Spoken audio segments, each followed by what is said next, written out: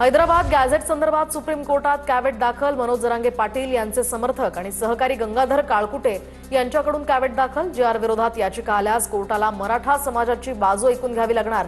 कॅव्हेटमुळे न्यायालय जीआरला एकतर्फी स्थगित देऊ शकणार नाही असंही वक्तव्य। मराठा आरक्षणाच्या आंदोलनामध्ये आत्महत्या केलेल्या किंवा मृत्युमुखी पडलेल्या 7 मराठा बांधवांच्या वारसांना राज्य सरकारच्या वतीनं आर्थिक मदत। छत्रपती संभाजीनगर जिल्ह्यातील या 7 मराठा बांधवांच्या वारसांच्या नावावर प्रत्येकी 10 लाख रुपये पडताळणी करून वर्ग केले जाणार।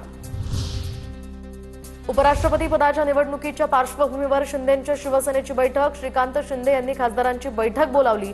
9 सप्टेंबरला उपराष्ट्रपती पदाची निवडणूक होणार। गैरसमजातनं प्रकार घडला। अजित पवार प्रशासकीय अधिकाऱ्यांना कायम आदरानं वागवतात। महिला आयपीएस सोबतच्या वादावर जयकुमार गोरेंकडून अजित पवारांची पाठराखण। दादा हे प्रशासनाला महत्त्व देणारे, प्रशासनाच्या अधिकाऱ्यांना कायम किमतीनं वागवणारे दादांचा स्वभाव आहे। गैरसमजातून झालेला तो प्रकार आहे, त्याला एवढं हे करण्याची आवश्यकता नाही। दादांनी त्या संदर्भात ट्विट केलेलं आहे। अजित पवारांविरोधात अंजली दमानी यांचं मुख्यमंत्री फडणवीसांना पत्र। अजित पवारांनी महिला आयपीएस अधिकाऱ्याला धमकावलं। अजित पवारांविरोधात गुन्हा दाखल करून घेणार, दमानी यांचा इशारा। महिला आयपीएस सोबतच्या वादावर अजित पवारांच्या स्पष्टीकरणानंतर अमोल मिटकरींचा यू टर्न। तर आयपीएस अंजना कृष्णा यांच्या कागदपत्रांच्या तपासणीच्या मागे घेत मिटकरींची दिलगिरी। तर ही पक्षाची नाही तर वैयक्तिक भूमिका असल्याचंही केलं स्पष्ट।